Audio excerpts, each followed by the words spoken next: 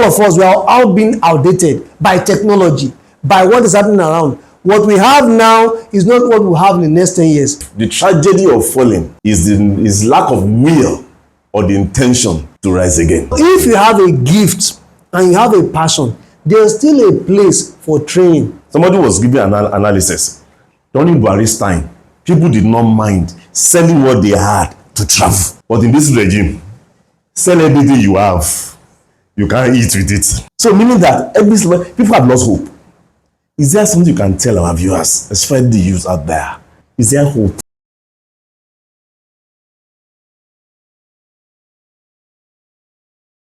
All right, a very good morning, our viewers, wherever you are across the globe. A very good morning, a very good afternoon, or a very good evening, depending on your choice. You're welcome again to this podcast, Beyond the Classroom with Professor Adeleke. We hope you have been enjoying our sessions or our different series. Please, one thing we'd like you to do for us to help us in this podcast is to like, share, and subscribe to our channel. Thank you. Here and now, I have another wonderful guest with me. If you agree with me that all the guests I've been bringing, they have been professionals in their own right. So this morning, from this part of the world, the case is not different. I have with me here a brother and a friend who will, in a short while, introduce himself. We will do justice some of the issues we are going to discuss together regarding the issue of our formal degrees versus our passion. Is there any link between the formal degree from school or the passion I have as a person? Our discussion today will center around this focus. I want to ask my guest to introduce himself while he welcomes us and welcomes you, our viewers. All right, thank you very much, Professor Adeleke. It's a pleasure being here this morning, and I'm grateful for the opportunity, the platform to speak on your podcast. My name is Mr Olusegun. I am an indigenous of Ogbomoso, and I finished from Ladoke Akintola University, Ogbomoso, University of Technology, Ogbomoso, precisely in the year 2006. And since then, I've been making progress at different levels of life, professionally, academically, in every other wise. I've been making progress. And by the grace of God, I've had the privilege to be a teacher in the secondary school. I've had the privilege to run a farm. I've had the privilege to author a book titled The Last Man Standing. Really, it's a faith book, faith-based book, specifically directed to Christian men. And I've had the privilege of having a family. I have a beautiful wife and 3 grown-up children. And yet, I'm still making progress by the help of God. Thank you very much for this platform once more, sir. Thank you so much. Brother Shem has given us a capsule of who he is. He's a 4-part man, which we are going to delve into as we move on. If I may ask, although you already summarized everything, but I want to ask specifically, who is Mr Olusegun, the teacher? Let our viewers see you, the teacher, all right, sitting beside them, before them today. Okay, thank you very much. I have the privilege. Actually, when I finished from my NYSC some years back, I had to return to Ogbomoso, my hometown, in search of job and in search of a platform where I can express what I've been taught in school. But none was forthcoming except for the teaching job, which I got back then. And I also tried to enroll for my master's then, but there wasn't much fun at that point in time. So I had to go into teaching. And since then, I've been teaching agricultural science since 2008, since I returned back.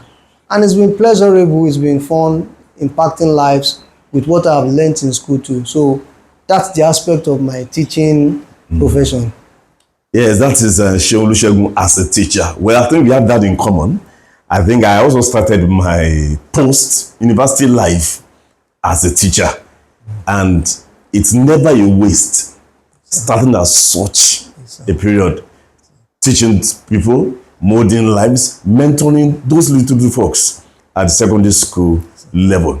Now, going in deeper, who is Mr Olusegun the agriculturist? Or Olusegun the farmer, or whatever you want to call it. All right, sir. Yeah, I also have the passion. Apart from learning, there's a formal learning, and not everyone who has learned something in the university practice it. Fortunately, my dad was a farmer in his lifetime. He practiced farming all his life.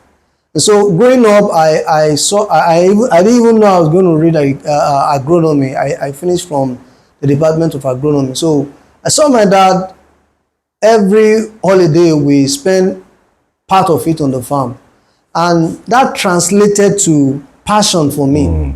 Even if I had not studied agronomy or agricultural related course directly, yes, I would still have practiced agriculture. So as an agriculture, by the grace of God, I've been involved rather in farming, poultry farming, and crop production. I do that every year, and I also have the plan to delve into more sophisticated agriculture in the nearest future. But for now, I'm restricted. I'm within the scope of raising broiler birds for a consumption, and I also raise maize every rainy season like this. And I also have a small garden. Fortunately, my kids too are taking after me here. So they watch, they by passion, they make sure they have a garden in our compound. So that's my other aspect of agriculture. That's a wonderful one. There's something that struck me there, that you are not into agriculture because you learned it. Yes, Not because you got a degree from agricultural sciences. That's not the reason you are in a passion.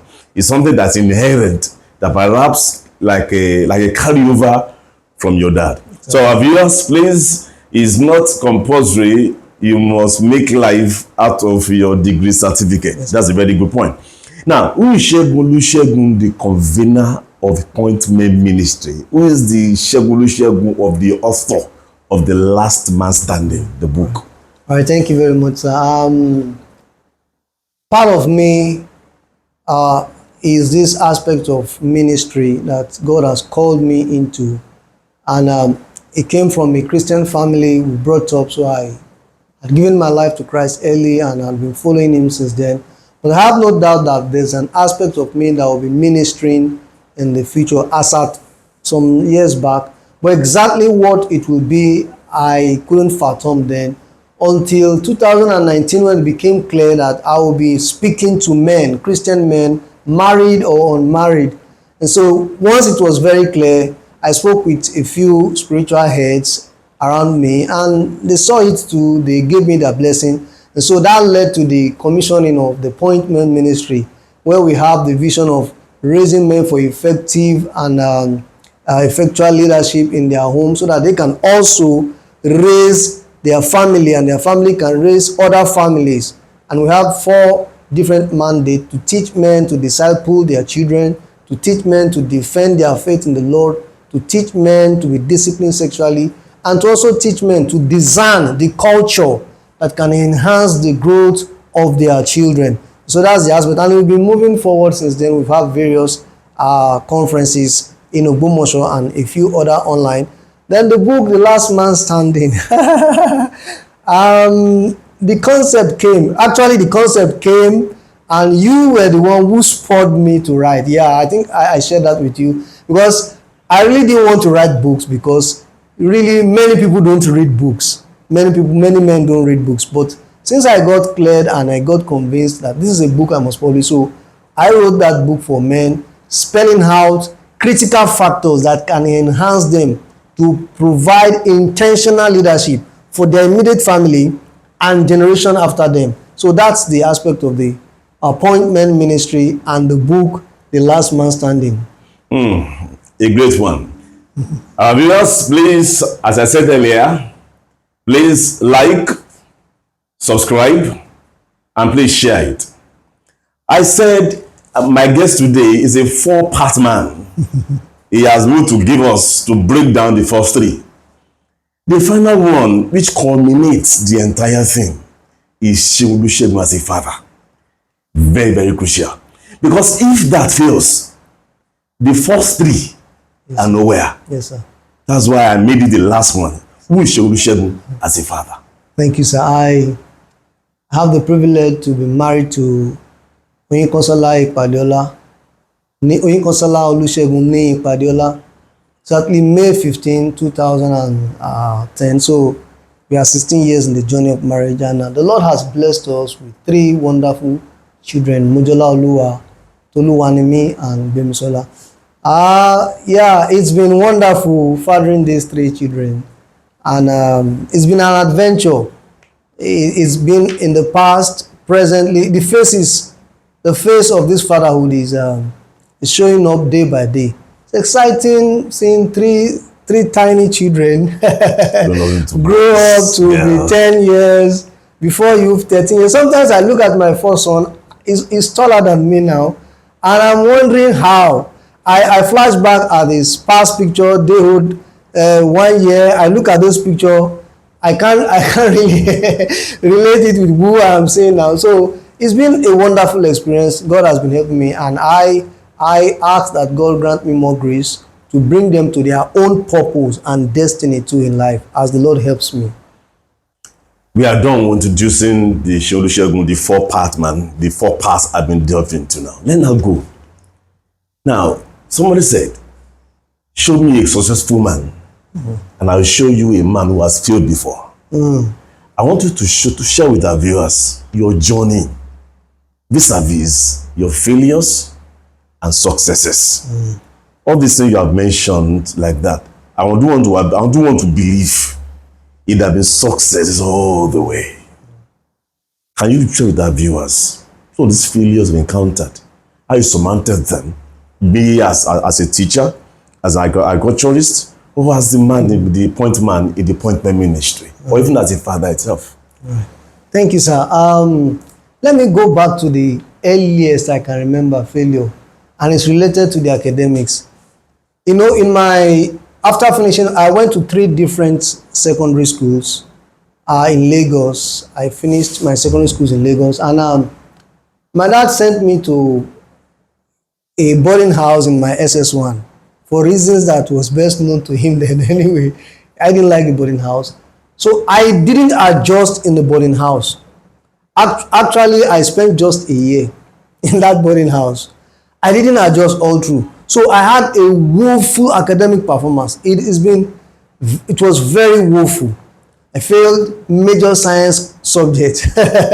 So when I look back now, I see that that was a critical point in my life that I didn't just adjust.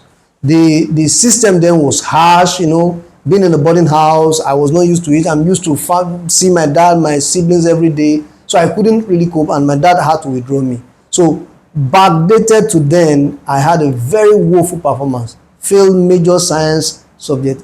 And going back to my end of secondary school, I did well, but unfortunately, I had this issue with my school and the WAEC, so that my chemistry result was withheld, even as I speak.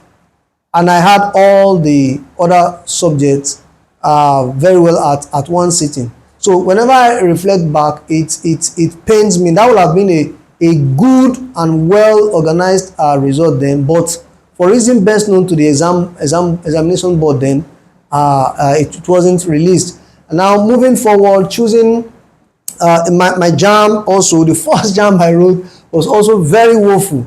Very woeful. I think then I had a little less than 200. I can't be precise now. Some marks less than 200. So but I had to try again. and I came into Lautech for the pre-degree science, right? I still had issues because I was staying off campus. It was far from where I was staying, so it did some damage to my studying pattern, to my commitment. I had to go to town, come down, go to town. It was now I realized if I had known what I knew now, I would have just hung around the school area and be more committed. So let me point out that it's better to be closer to the school. Is the best to be closer to wherever the university is situated than staying distant area. All right. So in my academic journey, of course, when I was an undergraduate, I think I had carryover in biology. I feel, but unfortunately, biology is one of my favorite subjects. It's one of my favorite because when I failed it, I just couldn't fathom it. Then I also had a carryover in one GNS course. I can't be precise now, but I wrote them back, and I think I had A in two of them, or maybe A, B, I can't remember. And that's the academic aspect. And I can go on and on, but for the sake of time, in business, in the agricultural business, of course, I've had setback. The poultry business is a very profitable business, and it's also a very volatile business. Yeah, that you can lose almost all you've gathered in a time. Okay, but the setback had been, we lost some beds, some years. Then recently there was a recent setback. We planted maize, and the maize didn't do very well as expected. We had projected that there would be, in fact, we needed just 3 more rains, 3 more rains to make the maize produce the crop very well, but we never had that 3 rain, and it was a huge setback, so that we invested so much. What we eventually harvested was far below what we had expected. So it's been hiccup in business, but by the day we are mastering the skill. Like recently, the loss in the poultry and the broiler business has been reduced to the barest minimum. Okay, so we've had losses also in the appointment ministry. Of course, when you are starting something new, I've had challenges of what are you doing? People not understanding just ministering to men. They say, no, it's not common here. It's a strange concept, but I was too clear, too sure that this is the way God will want me to go. We've had setback of miscalculations, when to host a program, when to go out, when to, when to stage the conference, and a few setback with some people who never understood me. There was a particular person who didn't understand what we were doing, and it almost caused a rift between myself and him. Okay, so various setback, but one of my principle and philosophy is a stepping stone. It's just to look at what didn't work. I don't believe that a setback should be totally closed. I learned from what didn't work, and I said, okay, how do we adjust this subsequently so that we can earn. To the glory of God, it's been a wonderful journey. There are still some challenges I have presently, but I've been analyzing how did it work last time, what did we do, how should we not do it, how should we do it. And so that's a summary of some of the failures and setback. The successes, of course, they are there.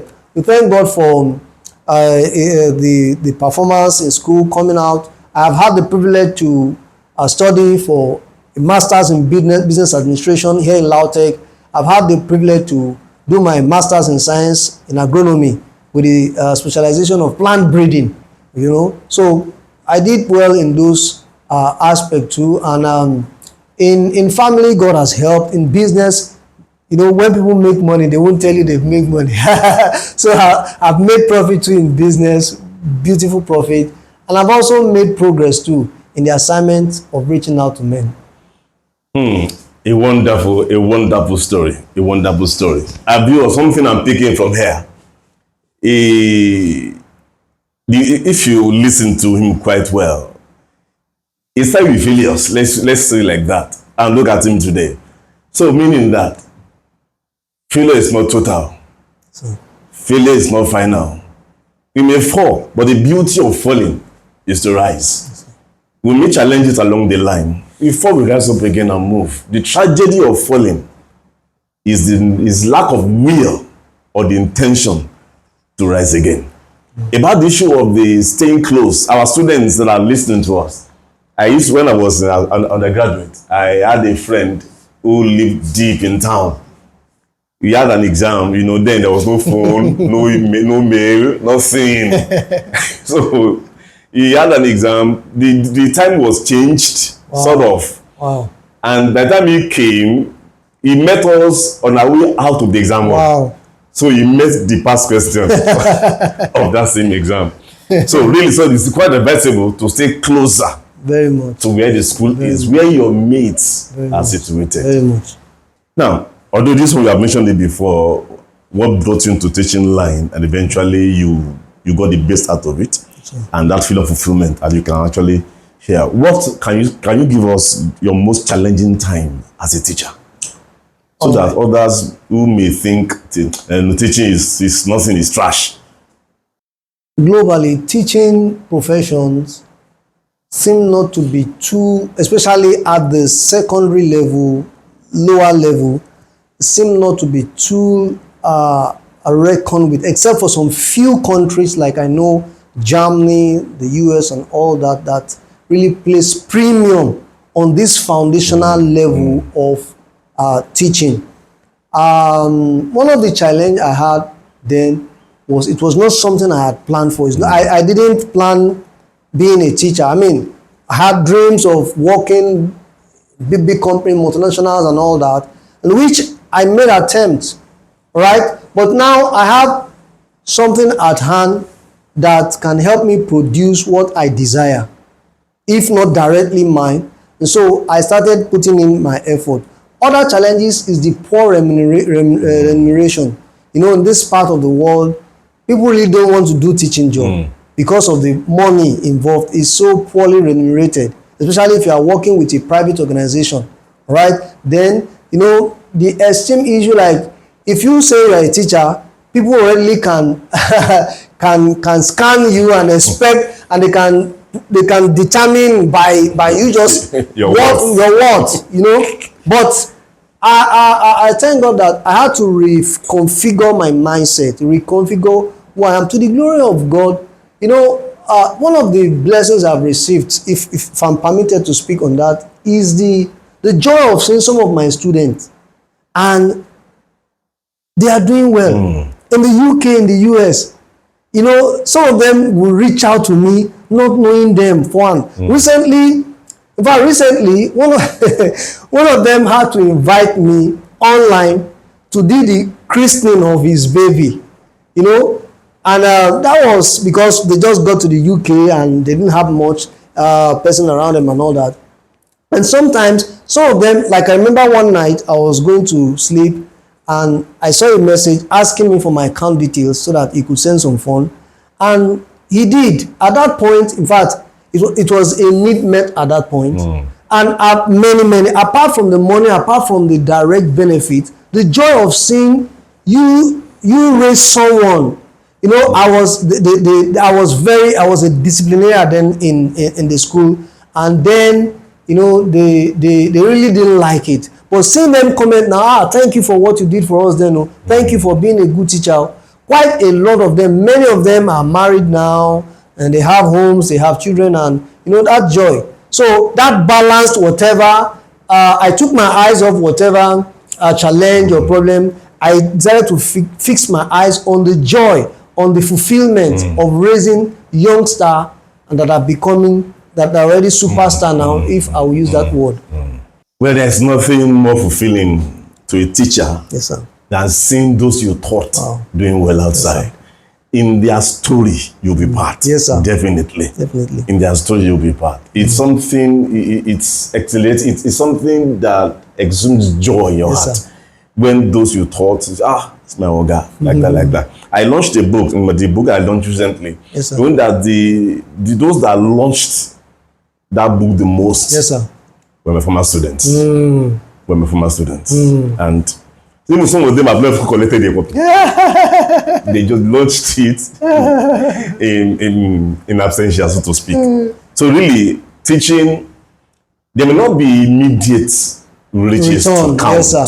Yes, sir. But what comes after you're able to quantify it Yes, sir. on the long run. Yes, sir. Now, there are students. You read agronomy.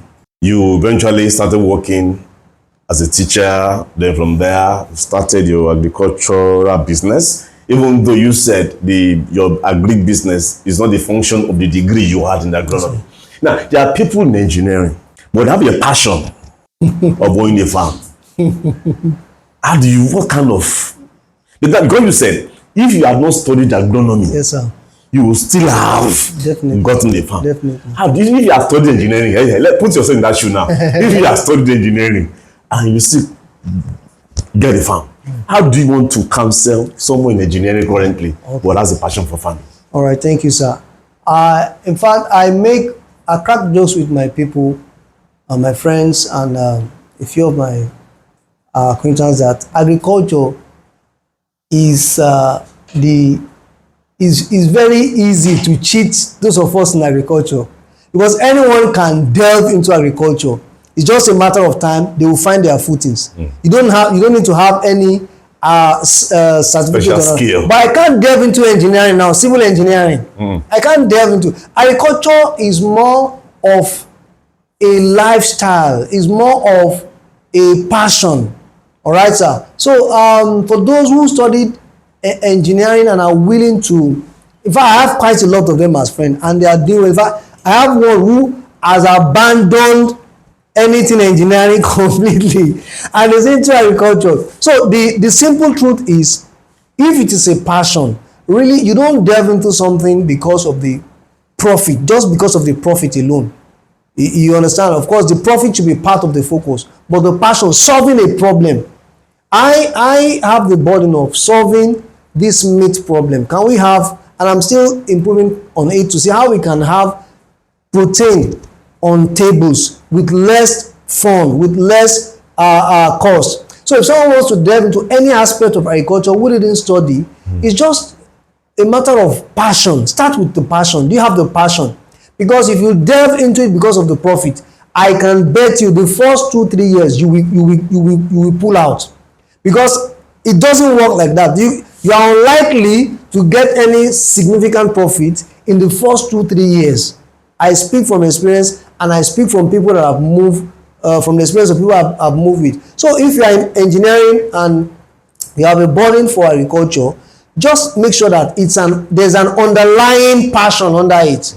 All right, underlying passion. With that, it's just a matter of time. You can delve into any aspect of agriculture and you will make progress. I can assure you. Of course, you have to learn from people. You have to read books. You have to find out. But if the passion remains, the passion will sustain you all through whatever adversity or setback that you have. But once the passion is lost, even if the profit is coming, look at what we knew, what we experienced as farmers in the last 2-3 years. Many farms folded up, many. But some of us still stayed because we believe that if all of us fold up, how do we feed the nation? How do we get protein on people's table? How do we get food on people's table? So that's the underlying point. Passion will be the bedrock for whatever you want to do, irrespective of the particular field of the degree that you have. That just reminds me. I didn't have passion, but I was driven by desire to eat chicken. The first time I tried it, I got the cage. I got 10 chickens. I lost one. So I believe I got it. I lost just one. We got the remaining 9. We ate some, we shared some during Christmas. The other time I tried again. You're dying one by one. Out of 10, I lost 6. It's just dying. I didn't. Before I was driven by just the other. At the end of the year, I wanted to eat meat. I didn't study any any disease, any kind of thing. I just put them in the cage, give them their feed, and that's all. They're dying one after the other. I have to be giving them to dogs, the dead ones. We're talking about passion. And since then, I've not tried my hand again. You can make some try. I was telling someone some days ago. He said he was interested in going into fisheries. I was looking for investors. In fact, I was interested in that. I can invest into it. Go and do the fisheries. Go and do it. I can invest. But the profit, things like that. For me to go into those such things, I love agriculture. livestock, fisheries, but myself doing it is another thing entirely. Now, before we go on, if you jump up my mind, it's not what I thought before. Is this, at what point does agri become agribusiness? Wow. You know, I can start, okay, let me start. I'll be guarding my house. Let me just be doing it.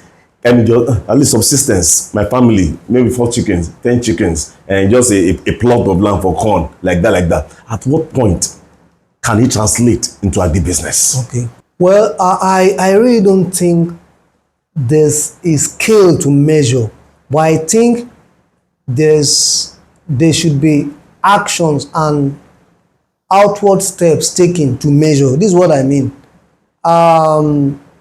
Business has a life, has a scope. Any business, there are basic principles in business. All right. So now it's not differ in agriculture. There's no difference.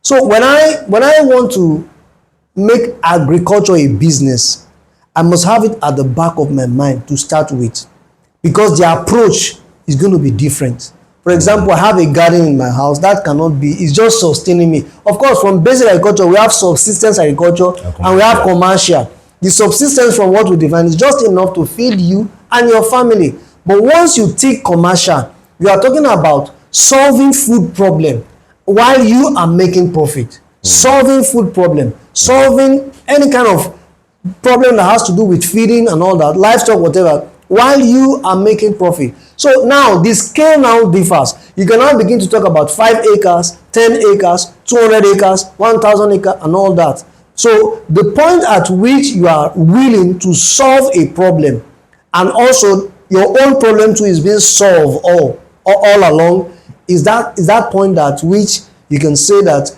agriculture has become agribusiness. It has many parts, but basically this is the a center point. This is the coordinating point, that you are solving a problem generally in the society. Also, your own problem is being solved. Financial problem, you are making profit.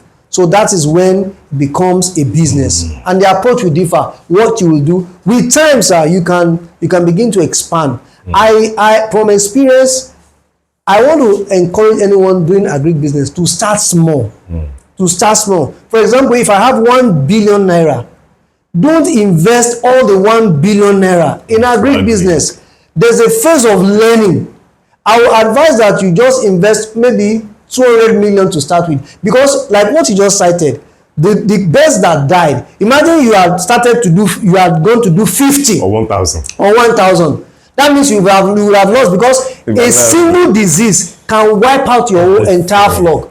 So if you are experimenting with it, I had my IT some years back at Obasanjo's Farm Nigeria Limited in Ota. Now, at the point I got to the piggery unit, we didn't see any pig there. So I asked the supervisor. He said there was a year, maybe 2004 years, that Baba imported foreign pigs, and those pigs, exchange rates then, even though it was still okay, all the pig imported died because they couldn't acclimatize very quickly. Hybrids. So if you are investing hugely in agriculture for a start, it's not wise. Just a little, then as you master, you put a little more. As you master, of course, I think that's what holds for all business. You can't put all your money. So that's how you go gradually, and before long, you master it. You master the profit, you master the loss, whichever comes, you are stable, you are balanced. A very good one there. A very good one. A reminder, once more, our viewers, comment if you have any at the comment section. Like our videos, share it, and subscribe to our channel. Now, though you mentioned about passion, it's a different case, it's a different ball game if an engineering student desires to go into farming. What if an agric graduate wants to go into farming? To our viewers there, for our colleagues, for our students who are currently in the agric faculty, or some who are entering to agric faculty, what are those careers? Apart going to livestock farming, crop farming, what other careers are there for them, agric-centered, that they can go into? Let's somebody, you finish agronomy, animal production, crop this, husbandry. What are those what professions that are Greek related that a graduate of Greek can venture into? All right. I found out recently that we have narrowed, in this part of the world, we have narrowed down agricultural expression really to farming alone. No, like what is obtainable in some other part of the world. Many of these drugs that we use are being imported, and we pay hugely. Many of the drugs we use in livestock treatment, and we pay hugely because of the foreign exchange. Right? The research centers are platforms too for agricultural graduate research centers. We have some of them in Nigeria. We have the IITA, we have IART, and CRIN. Yes, and we have quite a lot of them. They are platform for expression. However, because the truth is, many of those platforms are already full. They are already full. People, before you could get job there, you have to know someone and know someone, all by God's favor. But I do advocate that every agri graduate, no matter how little, is something that is you can start up with. No matter how little, should practice, should find a way of expressing themselves, no matter how little. Okay, instead of just sitting back and believing God for the white collar job. If it comes, we thank God. But even when it comes, we shouldn't take off that commitment to what you have learned in class. You should be able to practice it. Let it be another side of you that is finding expression. A very good one. So please, our agric students, our prospective agric students, it's not all about farming. It's not all about going to farm or rearing livestock. There are other things. Research institute is one of those. My guest has just mentioned. All right. Now, we're leaving the area of agric like that. I want to go into a little bit into your home. As a successful father of 3 children now, grown-up children, at least to the best of my knowledge, and even the knowledge of my production team, they are good kids. Can you share with our viewers, most especially young coming fathers, in this decadent world that we are in, how can they raise godly seeds? How can they raise children that we follow God, like morally upright boys and girls in time like this? All right, thank you, sir.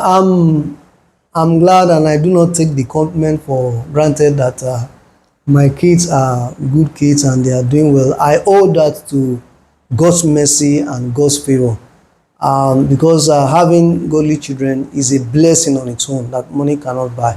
But now, going directly to the question you asked, it's a privilege to have godly children. Because I grew up from a morally sound home. My dad, though not too educated, but morally sound, a disciplinarian. My mom too, a disciplinarian. She spent most of her time with us. So while I was growing up, I love that aspect to be replicated in my family. In fact, I want it replicated 10 times better.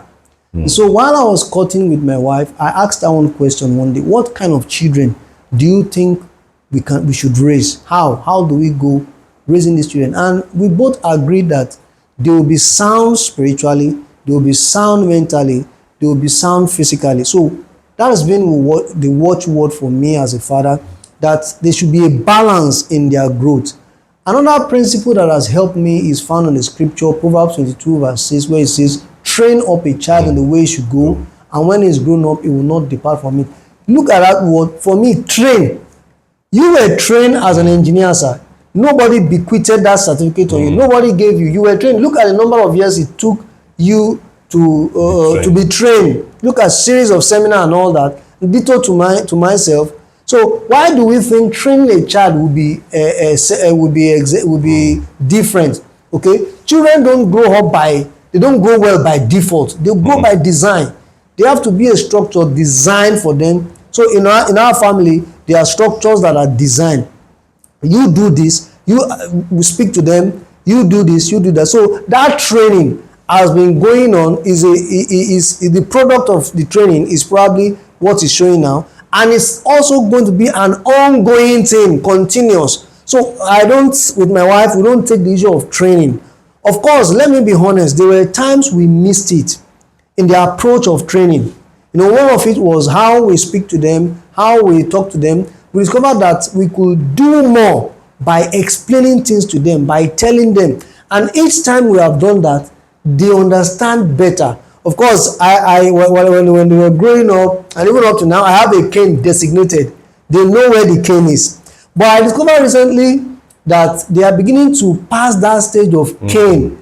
When you beat one of them, he will even cry.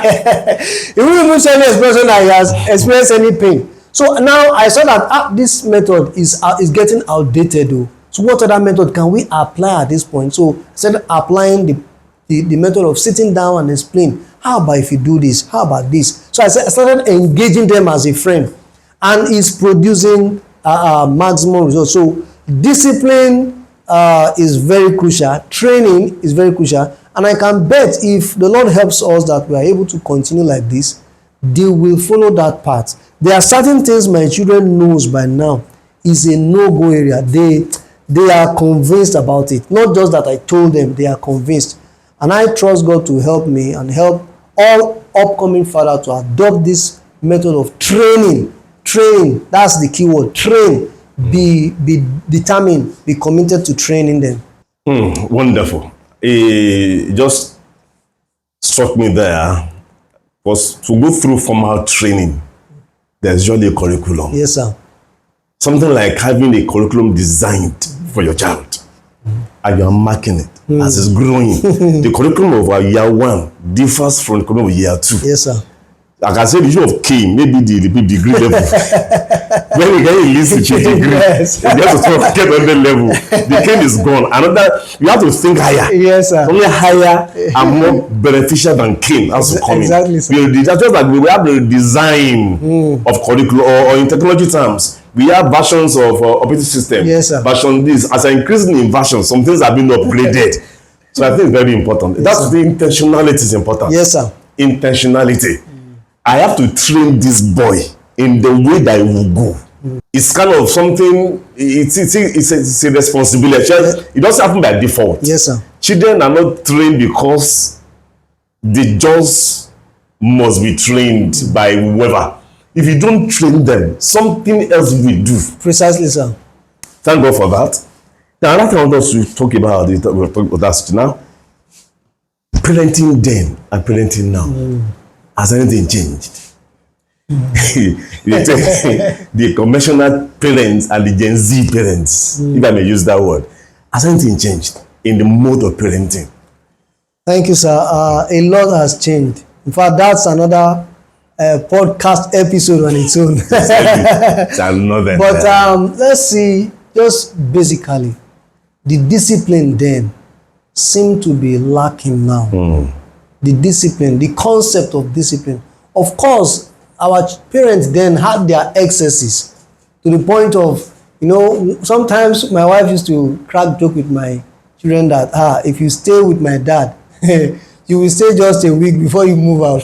The discipline then, the way they approached training then was quote unquote harsh, but it was productive. It was that training that produced some of you. Exactly. It was that training that produced many professors that we have now, many lawyers that we have now, many educators that we have now, because the discipline, the commitment, it was versatile. It was all round. There was a spiritual training, there was a moral training, all manner of training. It was complete. It was holistic. But what we have now, along the line, the training started getting adulterated. Because some current parents thought, I trekked 2 hours before I got to school. I can't allow my child to trek that kind of 2 hours. What I went through, they should not go through. But in that trekking, resilience was being built in you. Strength was being built in you. But the kids now, we take them to school in the morning, come and pick them in the afternoon. If you are late, they complain. They complain. You see? So while we are not saying we should subject them to some trauma or pressure, let them build their own strength too. That's the hallmark of training. Let them build their strength. Let them learn some things that can help them stable. For example, I came all along to Lautech to get my PDS form, started. My dad didn't even know where Lautech was until some 3 or 4 years into my academics. While that may not be a perfect example, but then it builds strength, independence. As easily. Independence, you can stand. Many kids now, their parents do a lot for them. Okay, there's washing machine at home. There's almost nothing for them to do, and so we have there. And you know, when you don't exercise your mind, when you don't exercise your body, there's natural deterioration. So parenting then was a holistic package. But what we have now, majorly, I won't say all true, but majorly is a shadow of what we used to have then. A real shadow, sincerely. There was a time a mother was following his son around to check for the result. The son, oh God, mama hello. The son was at the back of the mom, taller than the mother. Follow this, my son. Result. I mean, in these things like that. Well, when you said something that the issue of parenting is respectful, I think hopefully we are going to plan to have a female and youth together. All right, sir. On this same podcast to have to talk about parenting then and parenting now. What has changed and what can be done. All right, sir. That should be in the pipeline. Now, you talked about the challenges in your profession. I think it's mentioned earlier, both in the teaching profession and in the agricultural profession. Now, let's talk about this. You said the passion, as when we started. If I have gift, and I'm sure I'm passionate about a particular thing, is there any relevance for formal training again? Is it if I can with any passion, I'm gifted in it, it's passed down from my family. Do I need formal education again? Certainly, sir, you do. And you know, that's where we are having challenge with our young people now, saying school is scam, education is a scam. Well, maybe what the younger generation had in mind before going to school was the scam. The scam, what I meant is that they thought going to school, they will get a white collar job, they will be positioned. School to me, my personal opinion, was never designed to help you get job in its real sense. School has been designed to brushing your mind, to reshaping your mind. And that's why we have people who have studied a course and they are doing something outside, completely outside. So school is not only to help you get job, do well, and retire as a permanent secretary after 35 years. No, it's not. But in school, you learn a lot. You learn character, you learn exposure, you learn many things. So now, if you have a gift and you have a passion, there's still a place for training. Let me use an example illustration. If your gift carries, let's say, 95% of what can make you productive, the gift and the passion, that 5% of training will complement the 95%. That 5% also, if it's not there, can scatter the entire 95%. So there's a need for formal training. There's no law. For example, when I went for a master's in business administration, it was outrightly outside my prospect, and I did marketing then. But my wife saw that there was something I picked, just one thing I picked. She said, I am good at advertisement. That's what she said, that I can always meet anybody and tell them we have this, so I can do it at impulse. I said, well, maybe that's just the only thing I needed that can complement what is already on ground. So formal education can complement training. Don't just complement passion and interest and whatever you have on ground. It's going to be a complement, no matter how little. So we can't actually do without it. Imagine, some of these are actors. So, of course, the passion. Maybe a Yoruba actor, very good in acting, the gift, the passion is there. But all of a sudden, went into oblivion. Because they didn't learn, there was no training. Others were able to adapt to English acting. We were able to be there for branding, for advertisement. But because those ones were limited to that, they didn't go to school to learn. So it's very, very important. So gift alone. Somebody on this program said something. He said your gift is like raw material. Training really processes it to be what it should be.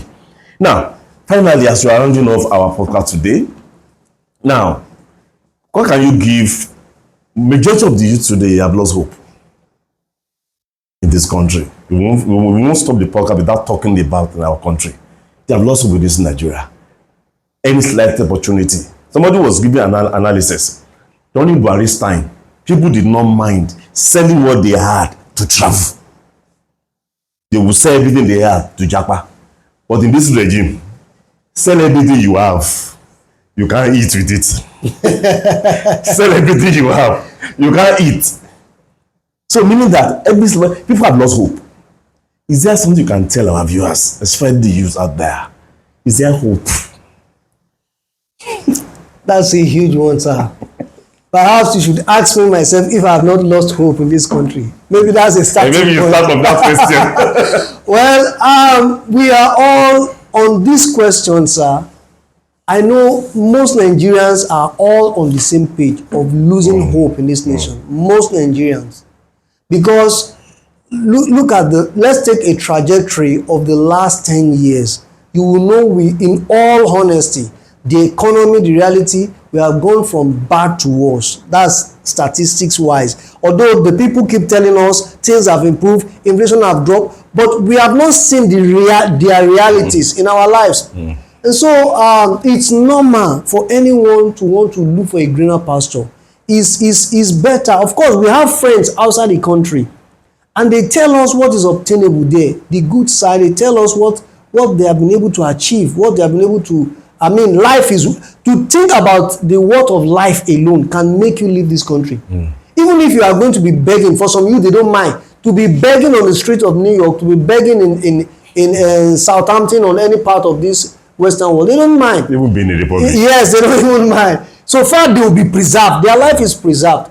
So, but my encouragement, even though I know as I speak, it may fall on deaf ear for some people, but yet we will still continue to encourage ourselves.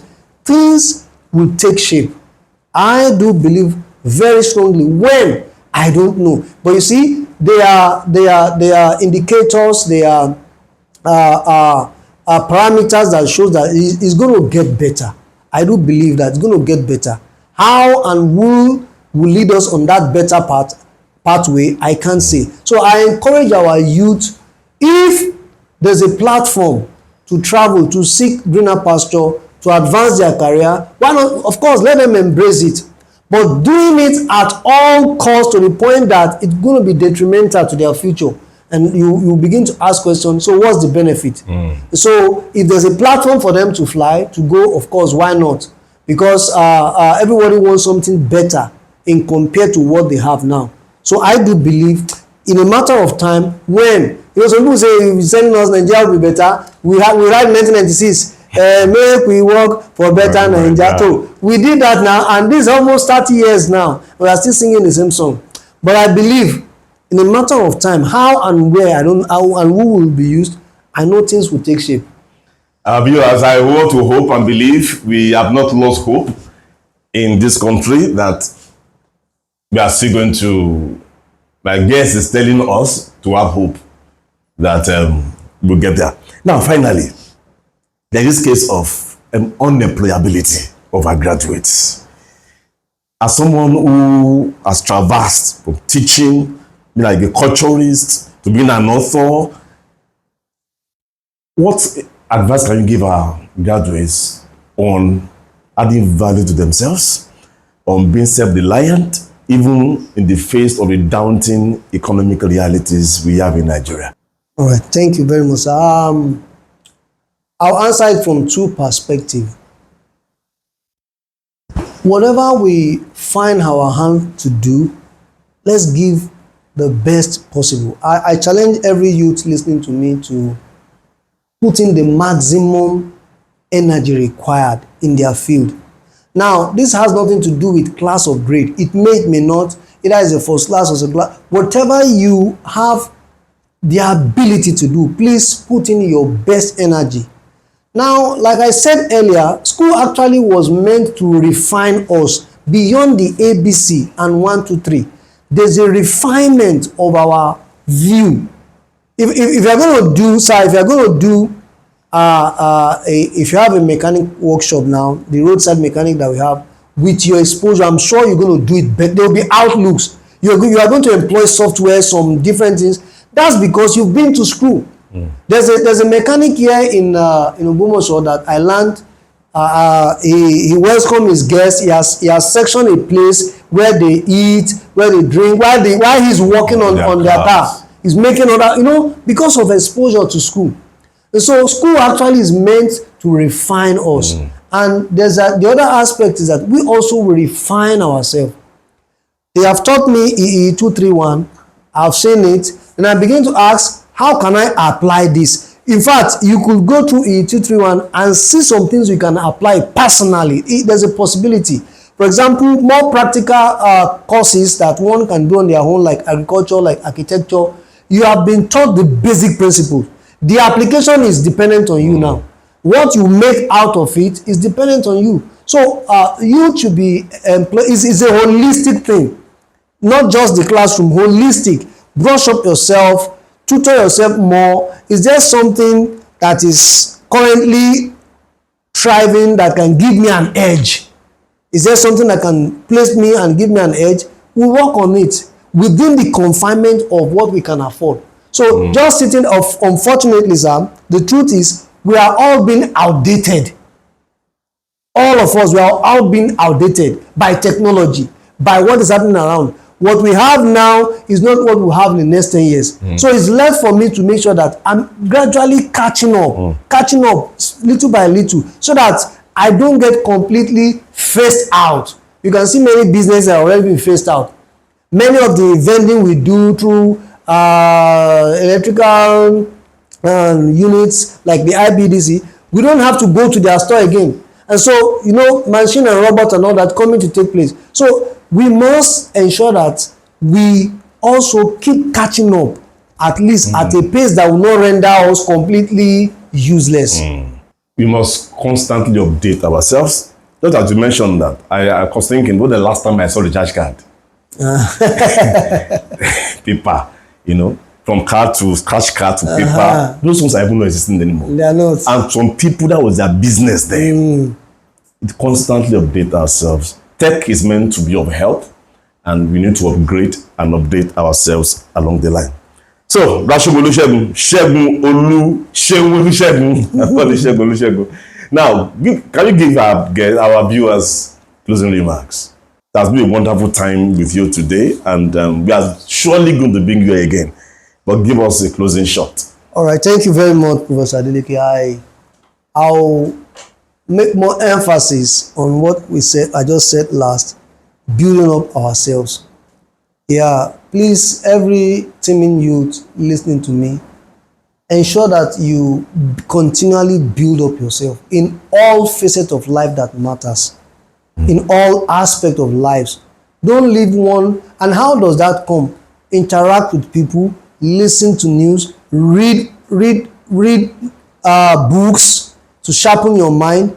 Someone said if you want to hide anything from an African man, just put it in book.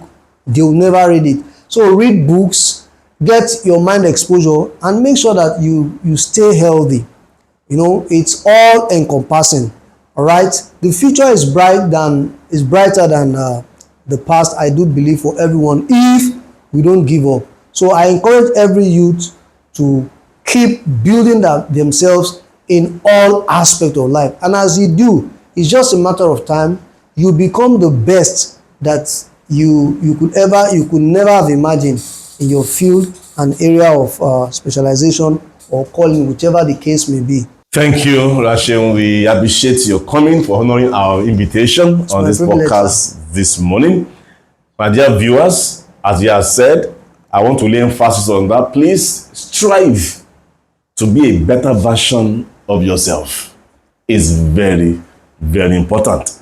So, as we meet again on this podcast with another guest, and before I say bye-bye, I want to encourage us to please like, share, and please subscribe to our channel for future updates. Until we see again on this channel, remember, it is not over until you say it is. Thank you. Bye-bye.